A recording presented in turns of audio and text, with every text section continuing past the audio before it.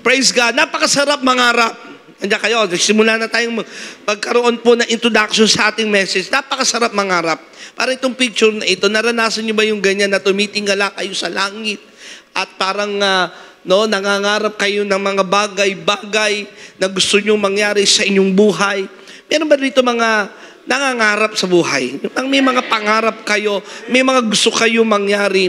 At minsan, sa pagtingin natin sa mga pangarap natin, at dahil minsan, ang lalaki, para bagang kung titignan ay malabo at imposibleng mangyari.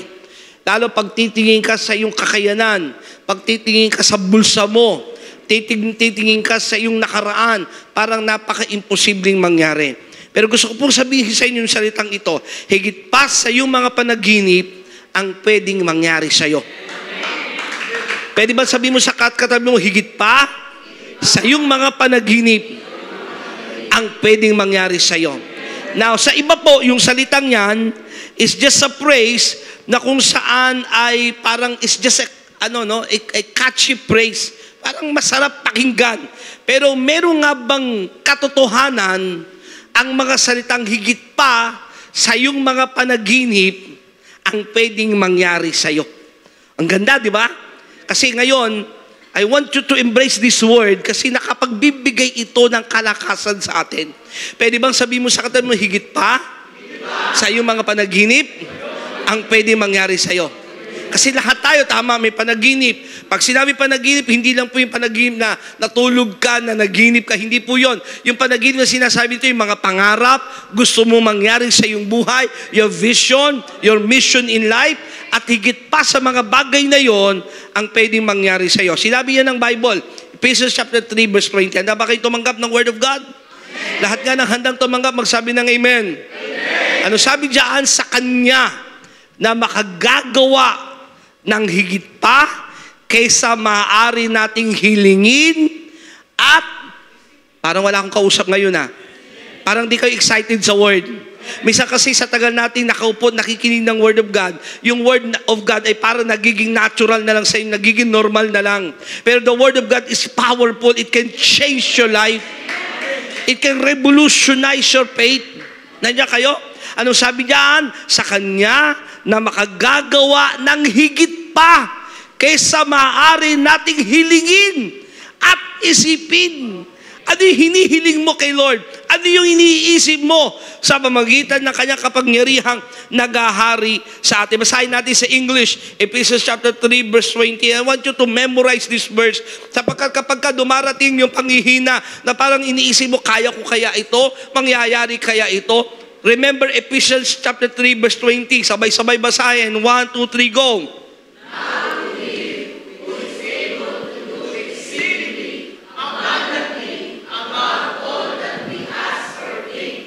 According to the power that works in us. Ang ating topic po ngayon is beyond what we can ask or think. Okay? Sabay-sabay natin sabihin, beyond what we can ask or think. May hangganan ng ating isip. May hangganan ng ating mga gustong mangyari. Nandiyan kayo? Pag tayo ay tumatanaw, minsan na natatanaw lang natin yung abot ng ating mga mata. Pero pag sinabi mong beyond what we can ask or think, higit pa sa iyong hiningi, higit pa sa kaya mong isipin, ang kayang gawin ng Diyos. Ulitin ko, is that just a catchy phrase? Hindi lang ito parang isang salita na para encourage kayo, kundi biblically speaking, historically speaking, and testimony na marami mga taong naniwala sa kakayanan ng Diyos, nakita nilang higit pa sa kanilang hiningi at inisip ang ibinigay at ginawa ng Diyos sa kanila. Nandiyan kayo? Ba't parang di kayo excited? Kasi ang problema kasi ng mga tao, lagi nakatingin sa kanilang sitwasyon. Lagi nakatingin sa kanilang kakayanan. Lagi silang nakatingin sa pera nila. Hello? Sa nangyayari sa kanila sa ngayon. At dahil doon, ikaw ay nananakawan ng pananampalataya, nananakawan ka ng paniniwala sa kayang gawin ng Diyos. May sinabi rin ng Bible. No? Kasi sabi, beyond what we can ask or think, totoo ba yan? Higit pa sa akin, kayang isipin at hingin. Sinabi ni Apostol Pablo, 1 Corinthians chapter 2 verse 10, sa ganung diwa din. Sa ganung diwa din. Sabi doon, no eyes has seen, no ear has heard, and no mind has imagined what God has prepared for those who love Him. 2:10 to 11 po yan. Nakalimutan ko lang yan ng 11. But God has revealed it to us by the Spirit. Nandiyan kayo? Ano sabi niyan? Ulitin natin para manamnam natin ang Word of God. Ano sabi diyan? No eyes has seen. So may nakitang mata mo, pero higit pa sa kayang makita ng mata mo. Kasi sabi diyan, hindi pa nakikita ng mata. Meron kayong mga nakita ng mata nyo, kahanga-hanga, ang ganda. Talaga kung titignan lang yung mata, parang wow, napakaganda nito. Pero higit pa sa nakita mo. No ears has heard. Ano yun? May mga bagay tayo narinig. Ay, ganda doon sa lugar na yon. Ang ganda nung ginawa sa taong yun. Narinig natin mga magagandang balita. Pero higit pa sa yung mga narinig. And no mind has imagined. Ang isipan natin, may kakainan talaga mag-imagine ng mga dakila, kamangha-manghang bagay. Pero higit pa sa kaya mong isipin. What God has prepared for those who love Him. Higit pa sa yung nakita, higit pa sa yung narinig, higit pa sa kaya mong isipin ang mga bagay na inihanda ng Diyos sa mga nagmamahal sa Kanya. At ano yon? And God revealed it to us by the Spirit. Sino nagre-reveal niyan?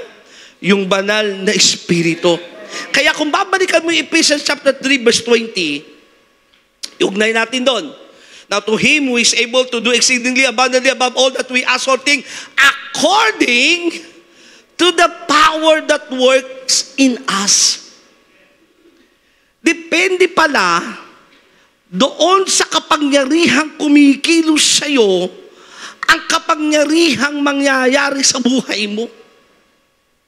So wala kang pwedeng sisihin. Parang wala na akong kausap ngayon ha. Sa Kanya na makagagawa ng higit pa sa ating hinihingi at iniisip, according. Sabay-sabay nga natin sabihin, according. Doon sa kapangyarihang kumikilos sa atin. Lahat tayo may mga prayer request, lahat tayo may mga pangarap. Pakipindot, lahat tayo may mga gustong mangyari.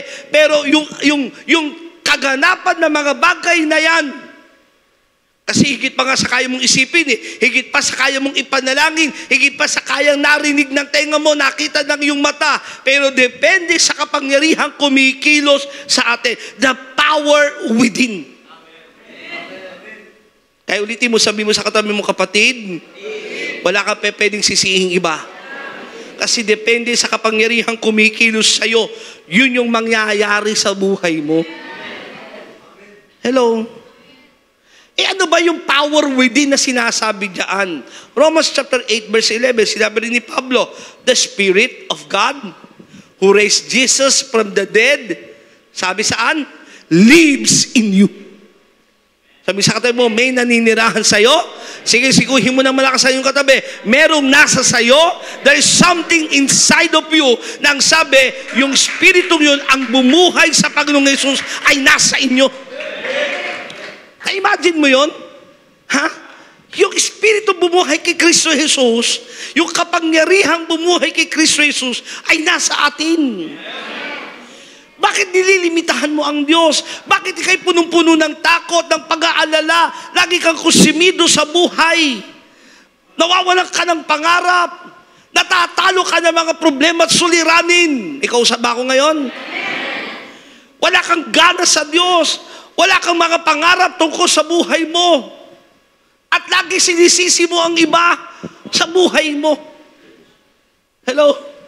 Lagi kang pa-play victim. Yan na naman tayo sa pa-play victim.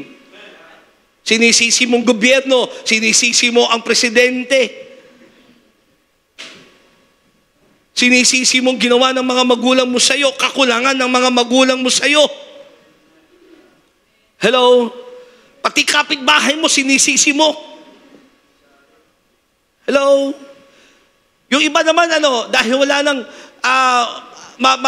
maturong iba, Asawa niya, ituturo niya. Kasi ito asawa ko, ba't ba ito ba napangasawa ko? May naligaw sa akin, architect. Sana yun ang sinagot ko. Pero according to the power that works in you. Hello? The Spirit of God who raises from the dead lives in you. So there is the power that works in us. Sabi mo, sa kata mo, there is a power that is working in you. May kapangyarihang kumikilos sa'yo. Hello? Pag totoong born again Christian ka, may kapangyarihang kumikilos sa buhay mo na higit pa sa kaya mong isipin, higit pa sa kaya mong hilingin, ang kayang gawin sa iyo ng Diyos. Kapag ito'y kumikilos, ang iniisip mo lang ay ito, limitado yung isip mo eh. Hello? Limitado yung kaya mong hingin. Hello? Pero pag kumikilos itong banal Espiritu sa'yo, magtatransform ito sa buhay mo. Yung Espiritu na yon is a transformational power. Nandiyan kayo? Sabay-sabay natin sabihin, transformational power. Parang kung titingnan natin, yung isang caterpillar, transforming into a butterfly, pag tinignan mo yung, ano ba sa Tagalog ng caterpillar? Ha? Yung uod. No? Uod ba yon? Ha? Diba pag uud ka lang, parang titingnan mo, may ganun kasabihan, uud ka lang. Pero pag ito'y dumaan sa proseso, na kung tinatawag na metamorphosis, kung saan ito'y may kakayanan, there is inside in that caterpillar, na kung saan mula sa isang uod na kadiri, kumakain lang ng dahon, parang kaya mong pigain, ang pangit tignan, ay may kakayanan pala itong maging isang magandang paru-paro. And that Holy Spirit that is inside of us is working in us to transform us into something na kung saan hindi mo pa kayang isipin. Hindi mo kayang hingin. Nandiyan kayo? Yung hindi mo kayang imagine, ito pala yung kayang gawin ni Lord sa'yo. Kumikilos yan sa loob mo. Nagko-convict yan, nangungusap yan, may ginagawa yan sa buhay mo. Hello? The Holy Spirit is at work in us, transforming us from the inside out. At itong Banal Espiritu nito na kumikilos sa atin, mangyayari yan yung complete life transformation. Kaya higit pa sa inisip mo kung babalikan mo, totoo lang, tingkayin na sa akin, meron bang ganyan sa inyong, kung titignan ko yung buhay ko noon at ngayon, parang imposibleng mangyari ito eh. May ganun ba kayo? Ha? Yung imposibleng ito na yung kalagayan ko ngayon. Ngayon kung wala pa kayo doon, maniwala kayong may mangyayari sa inyo papunta doon. Hello? Higit pa sa inisip, higit pa sa yung hiningi, ang kayang gawin ng Diyos, yung Banal Espiritu kumikilos sa iyo, it will transform your life completely. At totohanan ito, hindi padating pang panahon yung pagbabagong lubos ang ginawa sa ni Lord, kundi nang mula nakilala mo si Kristo Jesus, binago na niya kompleto ang buhay mo. 2 Corinthians chapter 5 verse 17, sabay-sabay basahin, 1, 2, 3, go. If anyone is in Christ, they are a new creation. The old has gone, the new has come. Ang sino mang nakipag-isa kay Kristo Jesus ay isa ng bagong nilalang. Wala na ang dati niyang pagkatao, siya'y pawang bago na. Kaya yung kapangyarihang Banal Espiritu sa'yo na nasa loob mo, patuloy ang kumikilos at babaguhin ka niyan patungo sa higit pa sa inisip mo, higit pa sa hiningi mo. Kaya magugulat ka isang araw, ito na pala yung nangyayari sa akin. Dati, magalitin ako. Ngayon, parang di na ako nagagalit. Dati, selosa ako. Ngayon, di na ako nagseselos. Hindi dahil sa hindi ko na mahal yung asawa ko, kundi yung pag-ibig ni Kristo sa akin, nagbigay sa akin ng kapayapaan. Nagbigay sa akin ng security. Yung hindi mo kayang unawain. Hello? Transformational power ng Holy Spirit, kayang gawin sa atin ng Panginoon yan. And that power, which is the Holy Spirit that works in us, is empowering us for service. Ito'y nagbibigay sa atin na kapangyarihan na higit pa sa kaya mong isipin yung magagawa mong paglilingkod kay Lord. Nuulit ko higit pa sa kaya mong isipin, higit pa sa kaya mong hingin, yung gagawin sa iyo ng Banal na Espiritu sa paglilingkod mong gagawin mo kay Lord. Niisip mo, basta okay lang, mag-pray lang ako sa church, opening prayer, taga-kamay, yung iba, okay na yun, praise God, nangyayari sa akin. Pero higit pa pala yung kayang gawin sa iyo ni Lord. Higit pa, at alam niyo, karamihan ng mga ngayon nagpapastor, hindi nila ma-imagine na magpapastor sila. Pero kapag kumilos ang Banal na Espiritu, it will empower you sa paglilingkod. Acts chapter 1 verse 8, but you will receive power when the Holy Spirit comes on you, and you will be my witnesses in Jerusalem and in all Judea and Samaria and to the ends of the earth. Pag dumating sa iyo yung kapangyarihan ng Banal na Espiritu at naniwala ka sa kapangyarihan ito na kumikilos sa iyong buhay, makikita mo higit pa yung kaya mong gawin, nagagawa mo dahil nasa iyong Holy Spirit sa paglilingkod. Ang hirap tumayo sa harapan, pero dahil mayroong Banal na Espiritong nasa sa iyo, nagagawa mo. Hindi mo kaya mag-bless ng tao sa magitan ng mga salita, pero sa magitan ng Banal na Espiritu, nabe-bless sila. Hindi mo kaya ito, magbago ng buhay ng tao sa iyong pangangaral, pero dahil nandoon ang Banal na Espiritu, yun ang nagbabago ng buhay. Kaya magugulat ka, sasabihin nila, salamat, nag-share ka sa akin, salamat, nagpatotoo ka sa akin, salamat, nag-evangelize ka sa akin, ito na ako ngayon. Isipin mo, ako ba yun? Totoo, hindi naman tayo yun eh. Kundi yung Banal na Espiritong kumikilos sa atin. It empowers us to do service. Ano sabi uli ng Romans chapter 8 verse 11? The Spirit of God who raised Jesus from the dead lives in you. Sabi sa atin mo, nasa sayo yan. Huwag mong idampen yung Espiritong yan. Huwag mong kontrolin yung Espiritong yan. Hayaan mong kumilos yung Banal na Espiritu. Embrace the power of the Holy Spirit that is within you. Sabi mo sa katabi mo, embrace the power within you. Embrace mo yung kapangyarihan ng Banal na Espiritu na nasa sa'yo. Ialam mo siya, mag-fellowship ka sa Kanya, manalangin ka sa Kanya, kausapin mo ang Banal na Espiritu. Hello? Then embrace mo, Lord, alam kong higit pa sa akin kayang isipin, higit pa sa kaya kong hingin, ang kayang gawin ng Banal na Espiritu sa akin. The same power that raised Jesus from the dead is at work in us, giving us the ability to overcome death, despair, and hopelessness. Ito kapangyarihan ng Banal na Espiritu kumikilos sa atin, kaya nito mapagtagumpayan ang kamatayan, anumang kalungkutan, anumang mga kabiguan. Kaya pagkatotoong ikay na born again, makikita mo hindi ka na nasa kabiguan eh. May problema, pero alam mong, pinagdadaanan mo lang yung problema, pero hindi ka na nasa kabiguan. Hello? Misa na, parang sabi ni Pablo, misa na papabagsak, pero hindi tuluyang nalulugmok. Mukhang mahirap, pero nagpapayaman sa iba. Hello?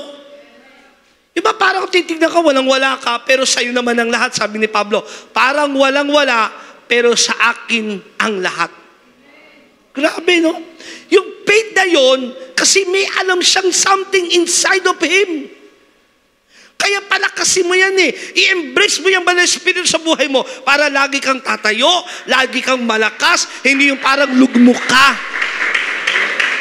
At umasa ka na may gagawin ng Diyos, higit pa sa kaya mong isipin, higit pa sa kaya mong hingin. Hello? There is something inside of you na parang isang binhi. No? Isang seed. Ang Word of God naman parang ganun din. Pakipindot. Ang Word of God is like a seed na kung saan nasa puso natin na naitanim, pakipindot, na kung saan ay, wala yun? Mali ba yung naisend ko? Kung saan, ako na lang, sige, yung seed na yon, which is the Word of God, ay, kung titignan mo, ay isang maliit na butil lang. Maliit na butil lang. Pero pag ito'y naitanim, naalagaan, nandiyan kayo? Na-cultivate mo yon, isang araw magiging isang malaking puno. Kung titignan mo, maliit na seed lang. Ganon din ang Word of God. Pag may natanggap kang Word of God, parang isipin mo, totoo kaya ito? Mangyayari kaya ito? But there is power in that seed. I-embrace mo yung salita ng Diyos, maniwala ka sa salita ng Diyos, at makikita mo kaya itong maging isang malaki at matatag, mabungang isang puno.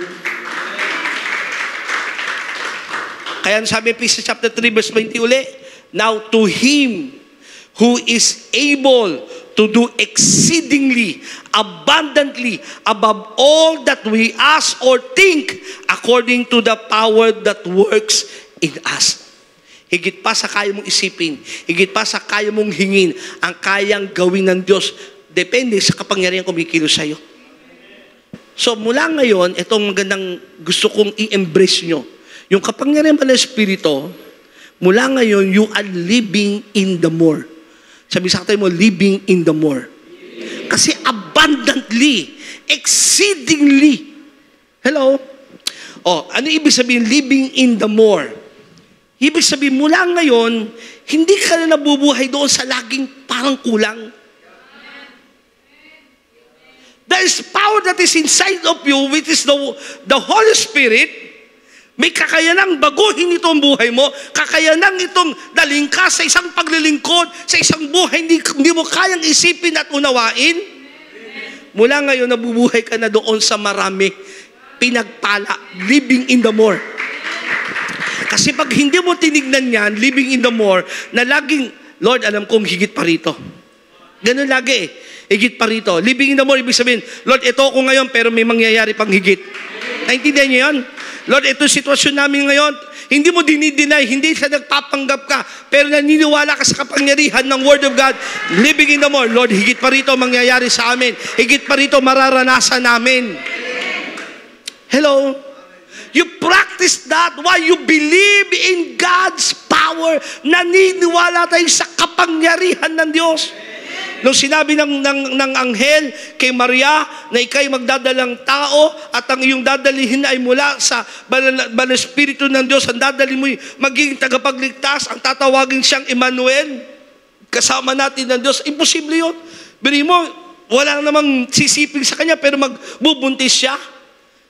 Ano sabi ng Luke chapter 1 verse 37, for with God nothing shall be impossible. At sa Diyos ay walang imposible. Pwede ba sabihin mo sa katay mo, sa Diyos, walang imposible. Mula ngayon, living in the more because you believe in God's power. Hello, may mga taong, meron naman pero parang laging kulang lagi. Naranasan niyo may ganun kayo? Kilala? Hindi na-enjoy tuloy yung buhay kasi laging parang may kulang. Hello? Imbis na makita yung ginagawa ng Diyos, ang nakikita lagi problema. Hello, sabi ko nga, may mga tao na Kristiyano, ang expertise nila, nandiyan kayo? Tignan yung problema. May maganda na ginagawa si Lord, pero ang expertise nila laging may kulang, laging may wala, laging may problema. Kaya hindi nila nararanasan yung abundantly, exceedingly. Why? Naniniwala ka ba talaga sa kapangyarihan ng Diyos? And sometimes, because of the problem, situation ng buhay, parang babalik ka sa realidad. Hindi ko sinasabing, huwag kayong tumingin sa realidad ng inyong buhay. Pero ang totoong Kristiyano, hindi lang nabubuhay sa mga bagay ng panglaman na nakikita ng natural. Hello? Kundi beyond sa iyong hinihingi, nakikita, we live by faith, not by sight. Kasi bakit, Lord, naniniwala ko sa iyo, walang imposible.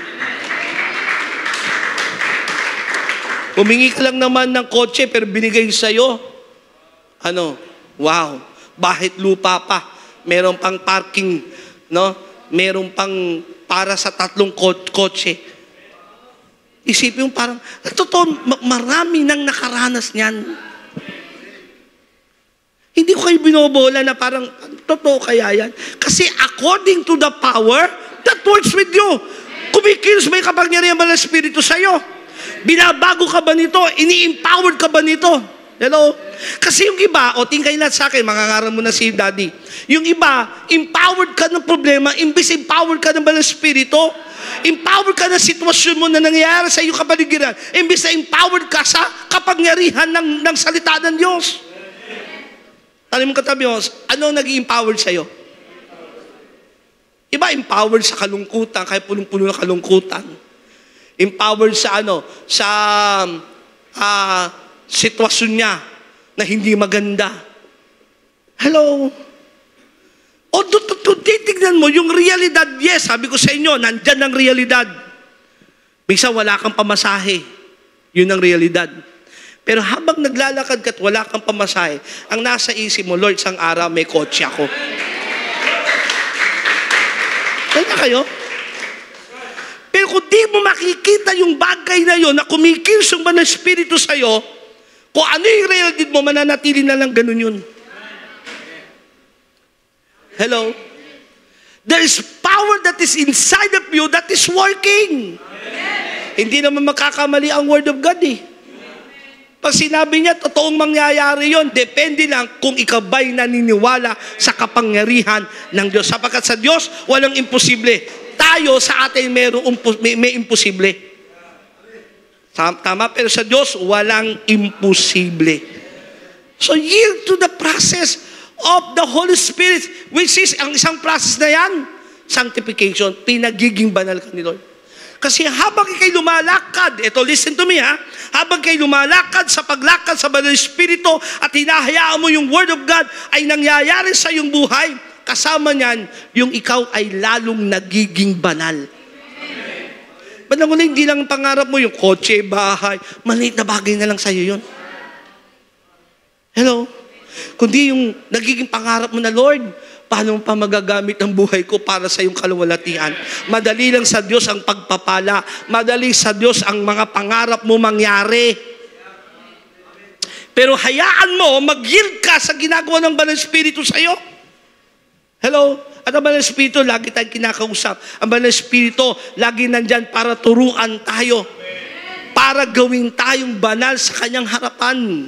Romans chapter 12 verse 2, kaya sinabi rito, do not conform to the pattern of this world, but be transformed by the renewing of your mind. May participation ang tao sa tinatawag na sanctification. Meron kang dapat gawin doon, which is baguhin mo na yung isip mo. Yung isip mo laging mahirap, ngayon pinagpala ka na. Parang wala akong kausap ngayon ha. Hello? Kasi may mga tao, kasi yun nga ang kinalakihan mo. Hello? Ang kinalakihan mo, poor mentality, kaya ang isip at galaw mo, pang mahirap. Hindi mo kayang isipin at unawain yung kakain ka na magbabayad ng 10,000. Pwede ba yung 10,000, isang kainan? Kanina lang, nag-lunch kami ni Mami. 8,000 yung binayaran sa aming lunch. Pero hindi naman kami ang nagbayad. 8,000 na yan, Mami? 300. Para sa iba, ano na yan? Sweldo na lang buong isang buwan niya. Kasi nga, hindi na-transform yung isip nila sa kayang gawin ng Banal Espiritu sa kanila. Hello? You have to participate sa ginagawa ng Diyos. Yes, yung sanctification ay sa kabanalan, pero gusto ka dalhin nito. Habang ikay lalong nagiging banal, lalo ka naman nakakaranas ng pagpapala ng Panginoon. Amen. Maging yung kagalakan. Dati, ang bagal mong o ang hirap mong maging masaya. Ngayon, sa mga simpleng bagay lang, nagiging masaya ka na. Nagkakaroon ka na ng gratefulness kay Lord. Dati, ang nakita mo lagi, nakukonsumi ka sa buhay mo, nakukonsumi ka sa asawa mo, nakukonsumi ka sa bahay nyo. May mga ganon, pag-uwi sa bahay, gusto agad umalis. Konsumido eh. At ang isip mo, parang malabo na mangyaring magkaroon kami ng ibang bahay. Yun ang kaya mong isipin. Yung kayang gawin ng Diyos. Nililimitahan mo ba yon? Parang wala akong kausap ha. Hello? Yung kaya mong isipin, hanggang dito lang tayo.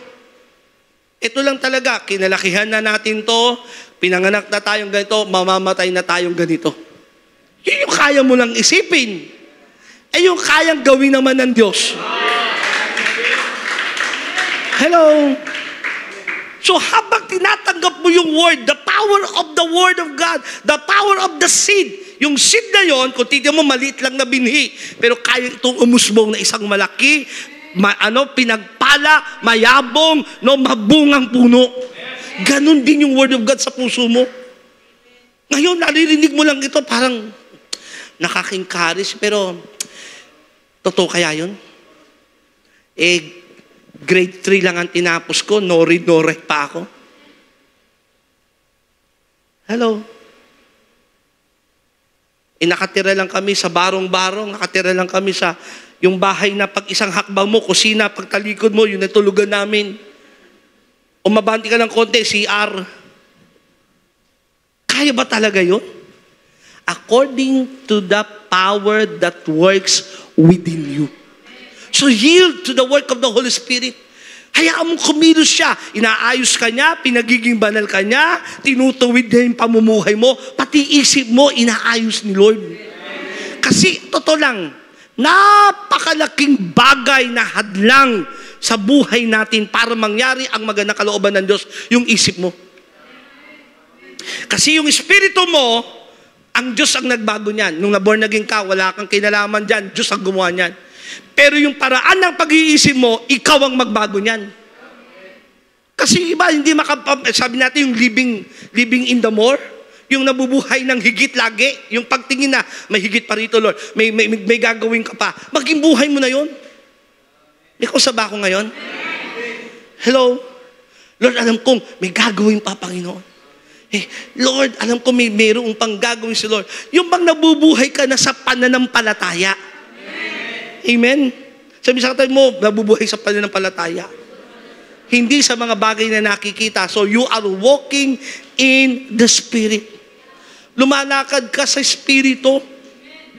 Bagamat taga-mundo, nasa mundo tayo. Listen to this. Bagamat nasa mundo tayo, pero hindi tayo taga-mundo. Galatians chapter 5, verse 16. So I say, walk by the Spirit, and you will not gratify the desires of your flesh. Itong flesh na ito, ang gusto nito yung mga bagay na panglaman. Kahalayan, kayabangan, inggit, galit, lahat ng bagay ng laman. Pagkamuhi. Pero kung lalakad ka sa Banal Espiritu, masusunod mo yung mga bagay na pang-spiritual. At doon makikita, ay hindi na ako ito. Higit sa kaya ko to eh.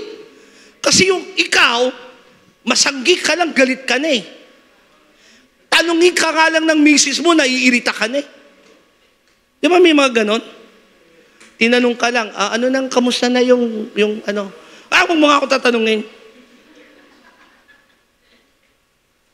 Pero as you walk in the Spirit, nakikita mo, nagagawa ko na yung kalooban ng Diyos. Higit pa sa kaya mong isipin, higit pa sa kaya mong hingin ang kayang gawin ng Banal Espiritu. So, walk in the Spirit. Paano yan? Magkaroon ka ng devotion sa Kanya. Mag-fasting ka, mag-pray ka. Hingin mo yung tulong ng Banal Espiritu. You walk in the Spirit, you walk in the Word of God. Ito sabi ng salita ng Diyos, wala na ako sa ilalim ng paghatol. Kaya wala na ako sa condemnation. Huwag mo na i-condemn yung sarili mo. Huwag ka na tumingin lagi sa nakaraan mo. Parang wala akong kausap ngayon Amen. Tignan mo yung kayang gawin ng Diyos sa'yo. Now listen, ngayon parang salita lang ito, pero kung isa sa pamuhay mo at ito ay paniniwalaan mo, maniwala ka sa aking kapatid, magugulat ka, higit pa sa hiningi mo yung kayang gawin ng Panginoon. So faith, magkaroon ng faith that expect the unexpected. The kind of faith that dares to believe that God can do far more than we ask or think. Ano yung klase pananampalataya na Lord, alam ko, ito lang yung kaya ko, pero may kaya ka pang higit na gawin. Ito lang ang kaya kong isipin, pero Lord, alam ko, may kaya ka pang gawin sa buhay ko. Sabi mo sa kanila, mula ngayon, sikuhin mo ng malakas, mula ngayon, you live by faith. Buhay mo nang manampalataya.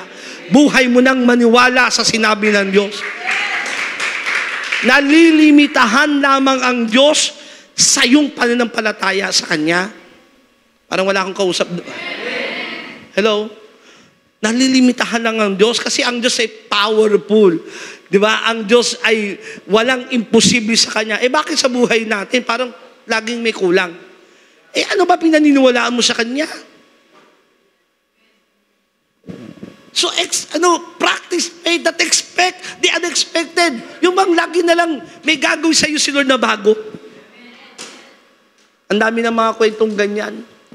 Kung saan may mga kumatok sa bahay bilang nag-abot ng pagpapala.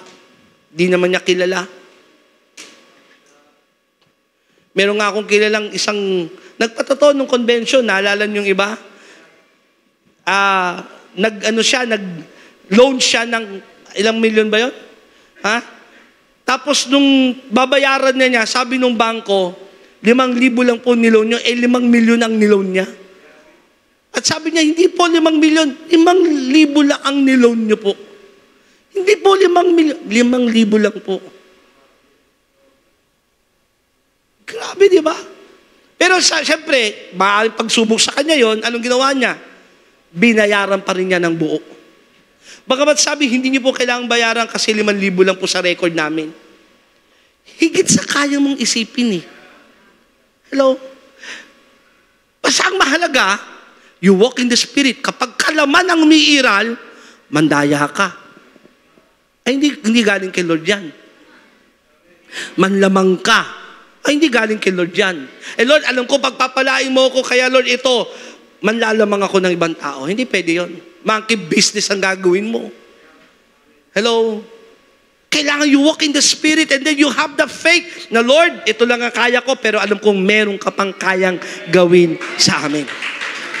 Basahin ulit natin, Ephesians chapter 3, verse 20. I pray na naiintindihan nyo, ini-embrace ng iyong puso yung salita ng Diyos. Ano sabi dyan? 1, 2, 3, go!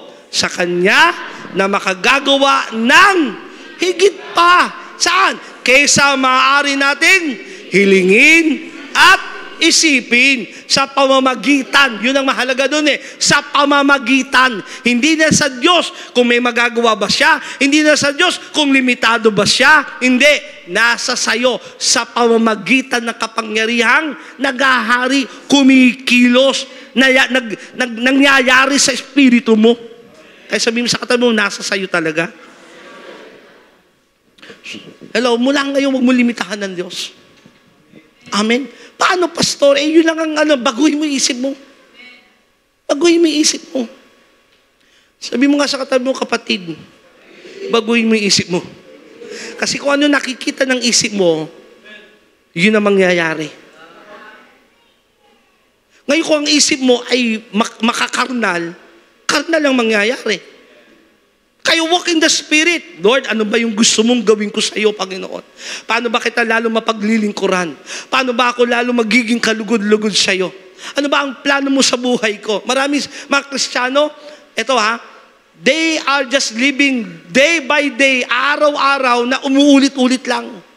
Walang pangarap, walang mapupuntahan. Hello? Pupunta ng church, mabibless ng sandali, iiyak ng kaunti, minsan nangingisay pa, pero paglabas, ganun pa rin ang buhay. Yung iba, magyoyosi pa rin. Hello? Nandiyan kayo? Tapos sisisihin mo yung iba na, bakit ganito ko? Parang ang lungkot-lungkot ng buhay ko. Parang walang nangyari maganda sa buhay ko. Eh, ikaw eh. Di mo binabago yung kalagayan mo? Amen? Kailangan hayaan mo ang Diyos, manampalataya ka sa Kanya. Ito mahalaga eh, totoong maborn again ka. Hello? Totoong hayaan mo siya kumilos sa buhay mo at makikita mo, isang araw, uy, ang layo na pala ng ginawa ni Lord sa akin. Sasabihin mo, hindi ito naabot ng isip ko, pero ito yung ginawa ng Panginoon beyond what we can ask or think. Tayong lahat ay tumayo. Hallelujah. This is our encouragement tonight. Hindi pa huli ang lahat. Nandiyan kayo? Sabi sa atin mo, hindi pa huli. Minsan nakala natin, wala na, matanda na ako, ba't pa mangyayari ang mga bagay na yan? Eh, ano ba gusto mo lang? Makinig. Pumunta ka na lang ng langit, kaya yung iba, gantong panalangin, Lord, kunin mo na buhay ko. Problemado na ako, Lord. Alam niyo yung panalangin yun? Gusto mong takasan yung problema mo. Gusto mong takasan yung realidad nangyayari sa'yo. Pero sabi natin, ulitin ko ha, pero sa realidad dito sa mundo na nakikita ng mata mo, nahawakan mo, yung realidad, meron pang mas makapangyarihan sa reality, which is the spiritual realm. Ano ka ba, sino ka ba sa spiritual realm? Maaring sa ngayon, ito nakikita sa'yo, maliit, payat, walang pera, yun yung reality mo sa natural realm. Pero pag tinignan ka sa spiritual realm, hello, na hindi nakikita ng mata, at dahil naniniwala ka sa salita ng Diyos, ang Banal na Espiritu'y kumikilos sa'yo, sa spiritual realm, may kakaibang nangyayari. Amen. Naalala ko, isang patotoo ng ating Pastor Stephen Reyes, at alam ko narinig na ng iba. Doon daw sa, ang gawain pa namin noon ay sa Cinema Valley 2, kung saan that time nag-church si Pastor Stephen Reyes sa ating simbahan. At habang nagpe-praise and worship, ay parang wala daw siyang maramdamang Banal na Espiritu ng Panginoon. Parang wala, normal lang lahat. At biglang something, sabi niya, something in the spirit, may naramdaman siya. At binulungan niya yung kanyang asawa, si Pastora Dina. At ang sabi niya, I felt the anointing of Pastor Glenn is here. Tapos hinanap niya ako, nakita niya ako pumasok sa pintuan ng church na lumalakad. At nakita daw niya akong mahaba yung aking robe. Robe ng isang hari. Sabi niya sa akin, pinakita sa akin ni Lord kung sino ka sa spiritual realm. Amen. Alam niyo ba, inulit ko, ganito, hindi para sa akin lang. Yung realidad mo yan ka. Pero in that spiritual realm, iba ka. Amen. Ang mangyari, kung sino ka sa spiritual realm, mangyari sa natural. Amen. Kung mahina ka sa spiritual realm, yun ang mangyayari talaga sa'yo. Hello? So you have to yield to the Holy Spirit. You have to walk in the Spirit. You need to be empowered by the Word of God. Change your mindset. Baguhin mo yung isipan mo. Ito yung mga isipang mga mali, ha? Ayan yung mga maner mo si Daddy. Isipang mga mali, lagi kang nakatingin sa problema. Binibilang mo ng binibilang araw-araw ang problema mo. Pag yan ang binilang mo, mamumblema ka talaga. Paso di ko po binibilang, lagi ka nakatingin. Paano? Lagi ka nagreklamo sa buhay mo. The more na nagreklamo ka lagi sa buhay mo, ibig sabihin, ang focus ng isip mo sa problema mo. Amen. Hello? Nandiyan kayo? Imbes na magreklamo ka, tumingin ka sa problema mo, tignan mo yung kayang gawin ng Diyos. Amen. Pag tumingin ka talaga sa pera mo, sa wallet mo, sa bank account, wala kang bank account eh. Kulang-kulang talaga. Nandiyan kayo? Pero meron tayong langit na pwede tayong mag-withdraw anytime. That God can supply all our needs. Amen. According to His riches and glory. Amen. Hello? Change how you think. Change your spirit. Ang realidad, ito uli, babalik ka sa realidad. Ang gulo ng sitwasyon nyo ngayon. Ito ang bahay namin. Ang hirap maglingkod. Ang hirap ng pang-araw-araw. O, yan na yung realidad. Ngayon, anong kaya namang gawin ng Diyos? Saan ka dapat bumaling? Sa realidad na nangyayari sa'yo o sa sinasabi ng salita ng Diyos? Saan ka dapat bumaling? Kasi kung anong pinapanampalatayanan mo, yun ang mangyayari sa'yo.